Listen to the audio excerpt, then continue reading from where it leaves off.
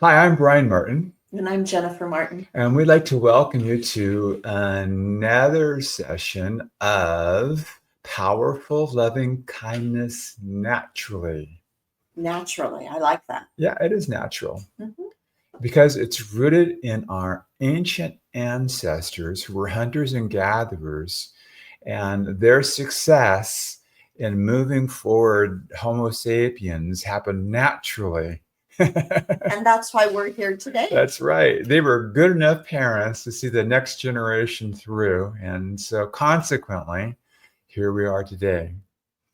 Last week, we talked about the O in love, which is oxytocin. And I think that the one theme of that is being a constant source of delight for the other. I think that's a really good theme for that. We also talked about eliminating 100% of negativity from your life. And that's a neat challenge.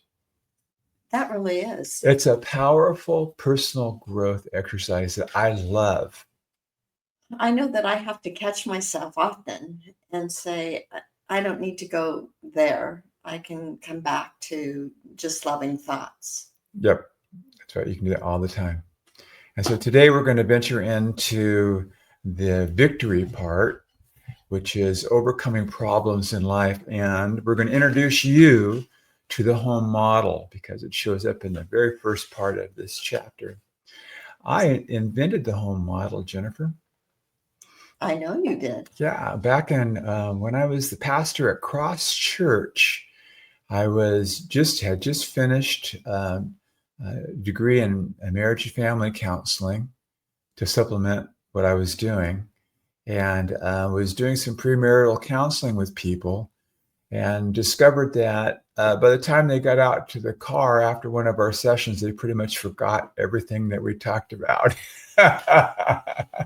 Well, sometimes hearing something once doesn't really stick. No, it doesn't. And sometimes hearing and seeing sticks a little bit better. And I think that's the beautiful thing about the home model is that it's a visual, and everybody that I've ever talked to about it can relate to it in some way, because it's all about the stress of life, where it comes from, what it does to you and to everybody in your home, and what you can do about it.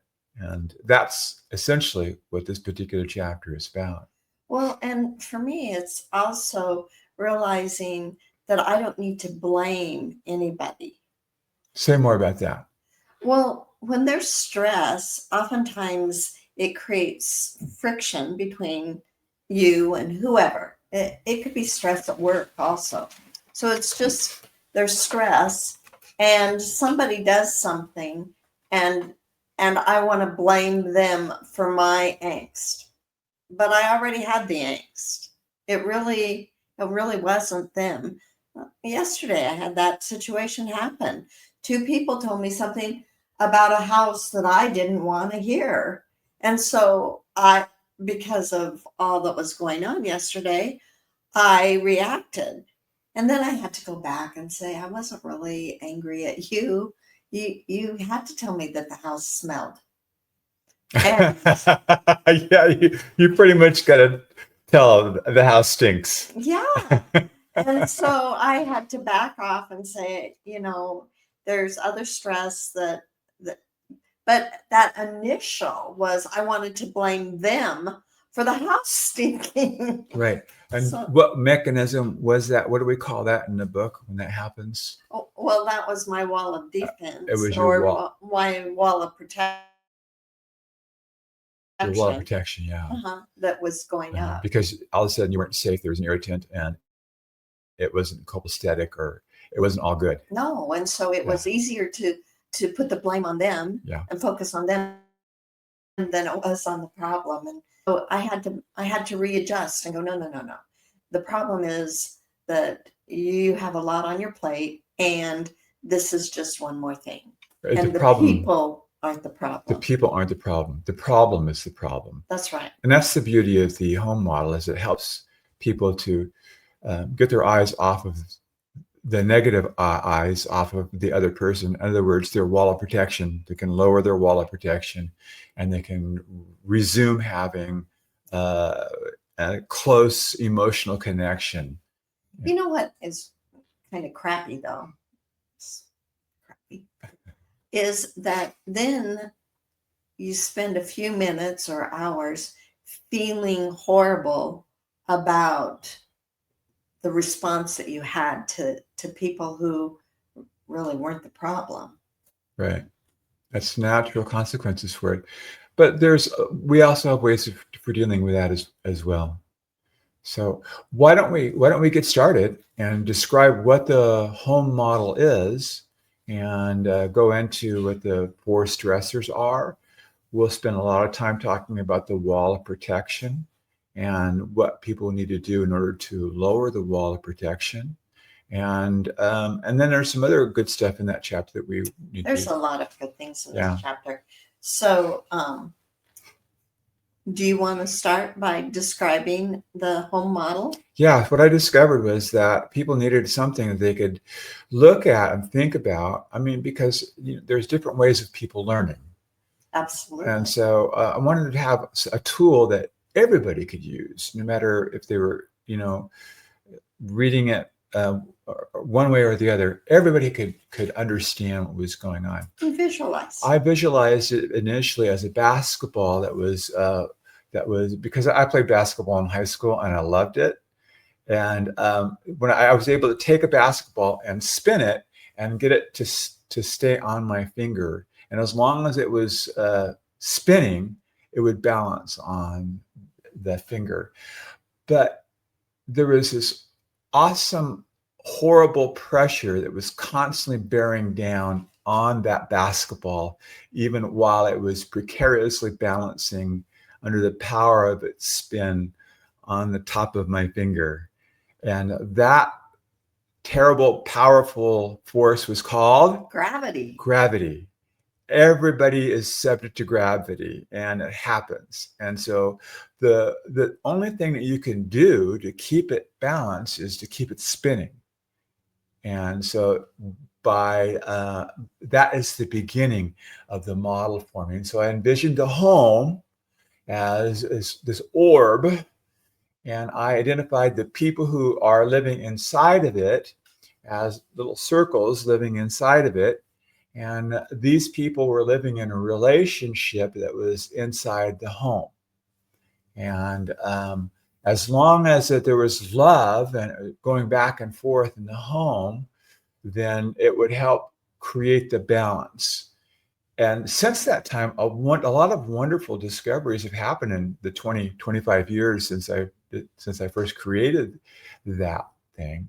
And one of the newest ones is that fulcrum, that's the point that everything is balanced on, is an upside down. No, it's a letter lambda. It's the Greek letter lambda, and lambda reminds me of love. And there's a neat story about lambda. Can I tell you about it? So I was, people are gonna laugh. I was reading about Einstein's theory of relativity. And I was specifically curious about the force that, gravity is such a powerful force in the universe that if it didn't have something holding it back, the entire universe would collapse upon itself. And I was just curious about what that force was that kept gravity from collapsing the universe back into its primordial ball or whatever it was. And Einstein theorized in the early 1900s that there was this force that he called lambda that was a constant pressure. He knew it was there. You can't see it, but there's ways that you could recognize it, because there was in the time and space continuum there were changes in it, and he attributed those changes to lambda, which was actually pushing and expanding the universe out. He eventually thought that was not correct, and several decades later they decided that dark matter did exist, And then it was the force that helps move the universe and keeps the universe moving and not collapsing. And I just thought, when I saw that, I said, that's such a beautiful metaphor for love. And it's love that's infusing the family, and it's love that's a force. Love is not a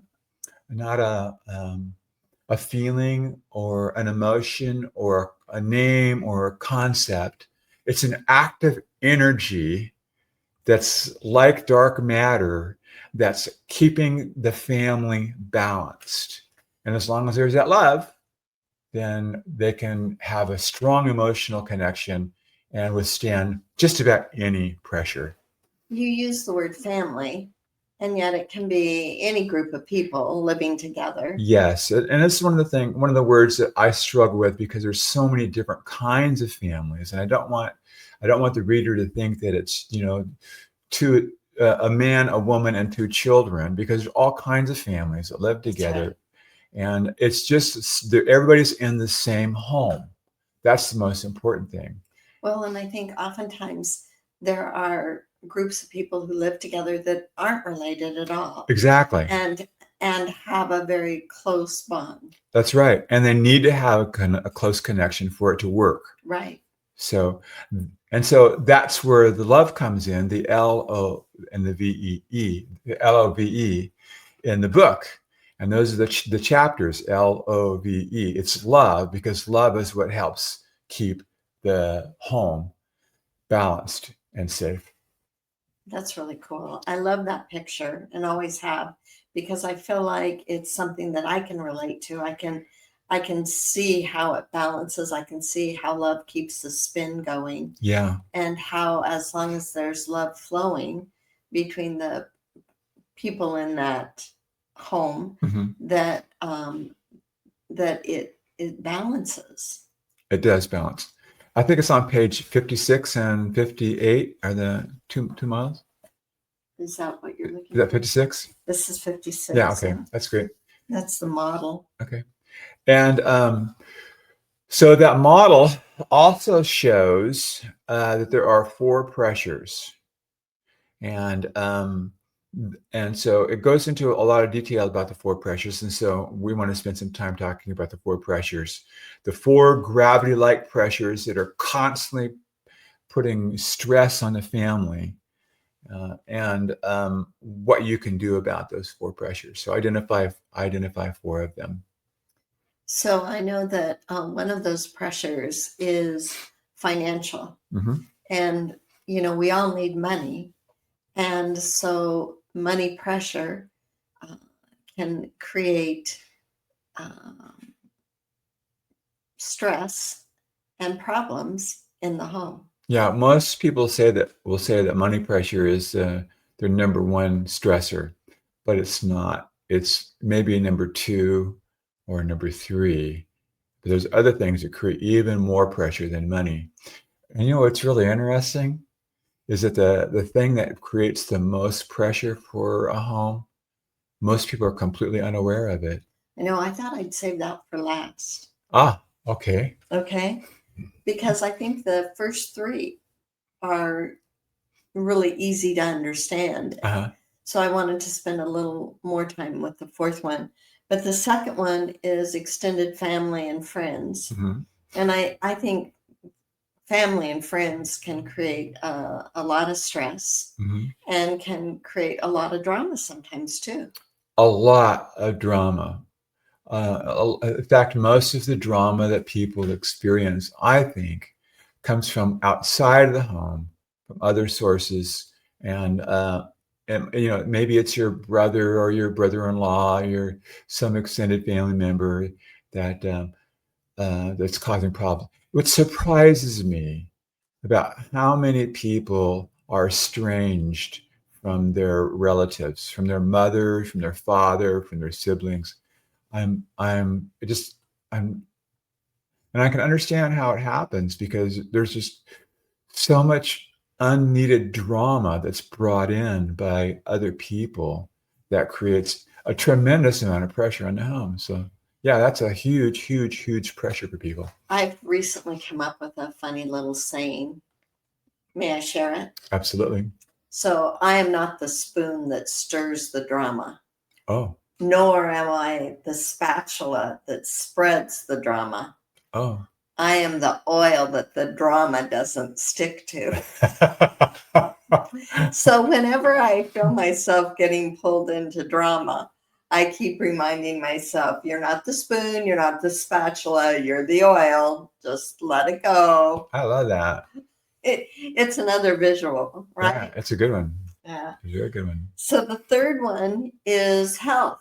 Health issues. Yeah. And health issues can be your own, it can be other people's, it can be people that you are taking care of outside of the home.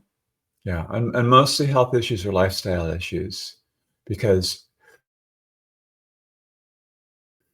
well, um, we're no longer hunters and gatherers, and we live in cities, and we're primarily sedentary. We sit around way too much. We don't get enough exercise, and we as consequently, because we don't have time, we eat foods that aren't really good for us. We eat way too many processed foods, and it's really bad for our health, and it shows up with in obesity and heart disease, and that leads to diabetes also, and all kinds of and essentially those are all lifestyle diseases, many cancers.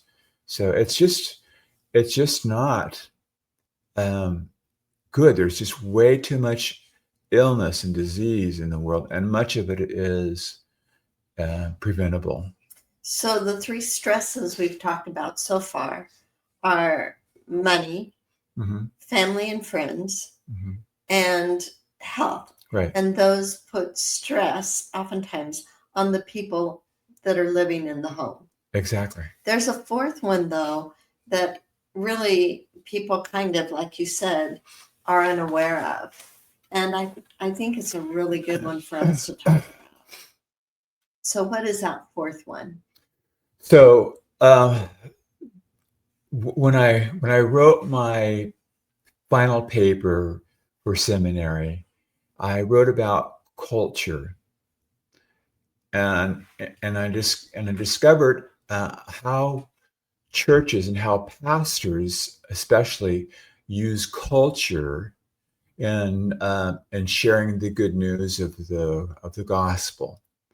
And that was my introduction to this whole idea about culture being a profoundly powerful entity. The proper name for culture is a social reality. So culture is a social reality, and if we talk about social reality, then we can talk about natural reality as another kind of reality. A physical reality is what a physicist will call it, or a scientist will call it physical reality. Maybe that's why I read a little bit of Einstein now and then. I really loved reading the autobiography about him. Um, and um, and then the social scientists originated the name social reality. And virtually every human being that lives on the earth now is socialized. They are conditioned to think and believe and act in certain ways, from everything from the way that they part their hair, comb their hair, color their hair, cut their hair, to their body art and jewelry, and the kind of clothes, the brands they name. All of them are influenced by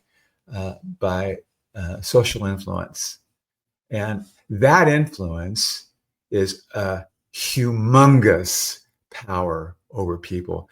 That social influence even directs people's identity, how they view themselves, and how they understand who they are in the world. And before society came to be, about 10,000 years ago, which is a drop in the bucket in terms of the 200,000 years that Homo sapiens have been on the earth. 200, 300,000 years. Uh, those Homo sapiens were hunters and gatherers, and they did not have the elaborate, complicated social reality that we have today. No, but I'm sure they still had some sort of um, social reality in that our group, however many, whether it's 10, 15, or 100, our group do certain things a certain way.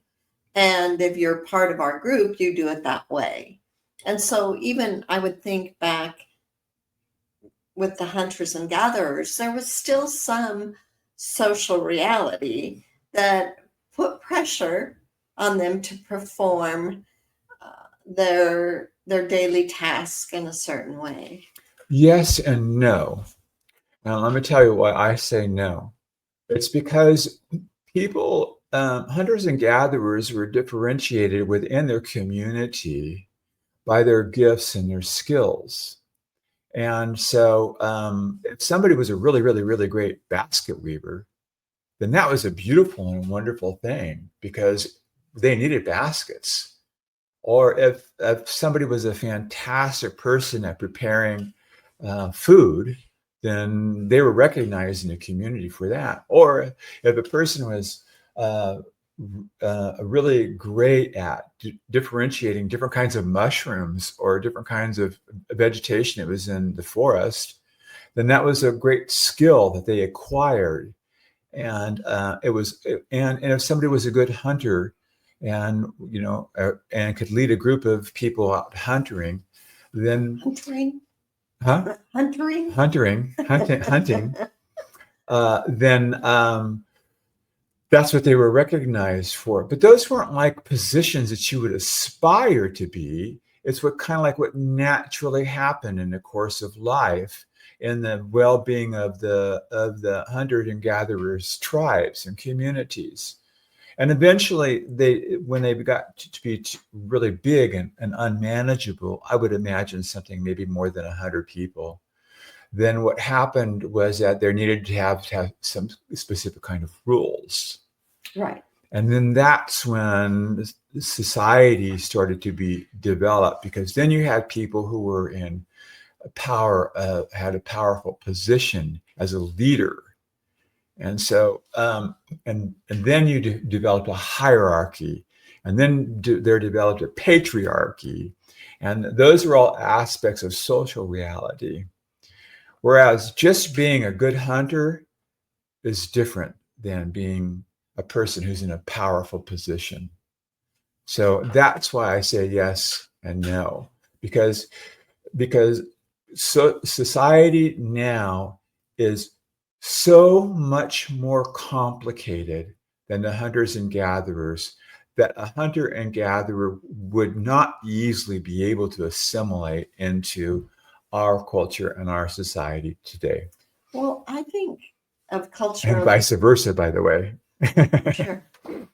I think of culture a little differently and along the same line. And what I mean by that is I think you can have people who all live in the same home or all work in the same office, and yet there's an expectation, a cultural expectation that this is what we do here. And yet each of us may have come from someplace different, and our belief system and how we move forward in life is triggered by some of those things that happened to us earlier. When I say happen, I don't mean necessarily bad things, just where we grew up, how we grew up, where our mother kept the vinegar, or those kind of things those are rooted in us. And so we can have several different cultures within one home model that oftentimes create stress upon the interaction. Yeah, I agree.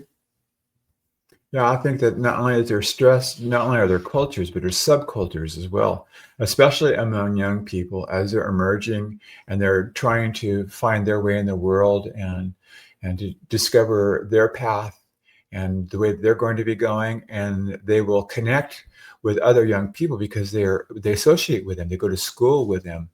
And in a school setting, there's a culture, or there's cultures, and there's different groups and people will either by default, I have to do this because I'm this particular way, like ethnicity, or some other factor like that. By the way, ethnicity is a social reality.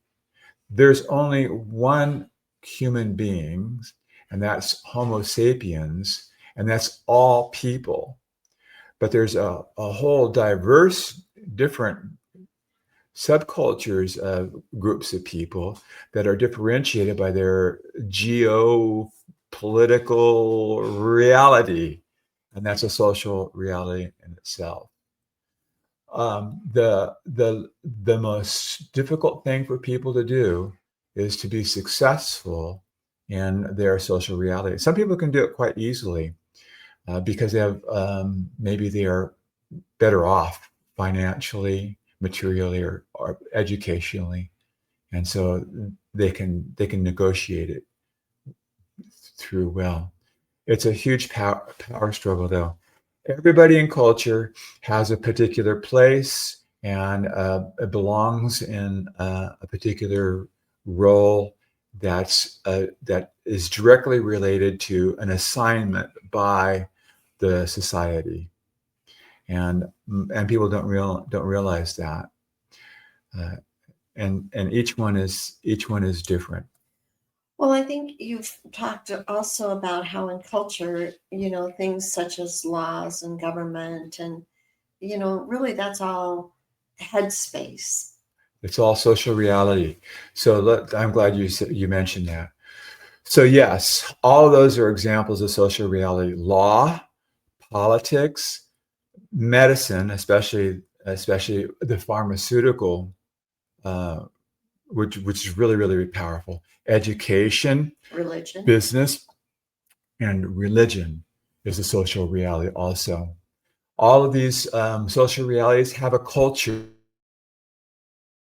that's associated with them. And that culture, each culture has a belief system, they have values, they have priorities, they have rules, they have practices. And all of these different aspects of culture direct people in very, very direct and powerful ways. Can I give you an example? I'd love to have an example. Okay. So, one example is a person who goes to school, and at school they're a pretty good student, and they're recognized as a good student, and as such, when they graduate from high school, they give them an honor, and the honor is that they become a valedictorian, which is a person who has the highest grades possible. Now, that person has worked really, really hard to achieve that. And there's a whole lot of other people that did not even come close to getting straight A's. And so they are different from that. Now, the person who got the straight A's has decided that what they want to do is that they want to become a teacher. And they aspire to be a teacher because they discovered that when you're a teacher and when you're a good teacher, it's a good thing for you. You're a helper in a community, and you're doing really, really great things. And so they go off to college, and they take some more education, and then at the end of the college, they go through the same process. Only there's a whole different group of valedictorians at the college level. And maybe, let's say, this one becomes a valedictorian in college also. And so, because of the way that the society is organized, they know that they have to go to graduate school next to be an educator. And so they go on, and so finally, they become a certified teacher, or and they have a diploma that says that they have a bachelor's degree, a master's degree, a certificate for becoming a teacher, and they put it on the wall. And those are all wonderful achievements. But those achievements are not what the person does, or they are not what the person is. It's only when the person who has made the achievements gets into the classroom and starts working with students, now they are a teacher because they're actually doing it. Now they're feeling the benefit because as they're helping people, they're helping students, they're feeling really good because they're teaching students how to read, how to do math and algebra and trigonometry and all these, and getting them ready to launch into the work world. And then there's a block that comes along because as they're proceeding and doing the things that they need to do to help people, there's a bureaucracy. And the bureaucracy comes in and says, well, you need to do this and this and this because that's the way that the funding goes. And it makes them feel bad because they can't do things which they know actually works in a classroom. And that's a problem for them. And they become discouraged. Mm-hmm. So that's an example about how people can go through a process and make achievements, but the achievement itself isn't the reward. The reward is the actually getting down and helping people. And so from this example, it's really clear to see that the best thing that a person can do in the world is to be a helper. Because in every profession, in every way, what the professionals are doing is that they're helping people solve difficult problems, or to even, from medicine to law to education. It's all about one thing, and that's helping people. If a person loses sight of the helping, then they become discouraged and have to accept their place in society. What's different than the hunters and the gatherers? Well, the hunters and gatherers were just very, very happy to be helping and making sure that everybody survived. And they didn't have the hierarchy, they didn't have the bureaucracy, they didn't have the culture that dictated so many things. So that's the power of culture. And it's so powerful that most people fail to realize it until they hear somebody tell about it a little bit, like me.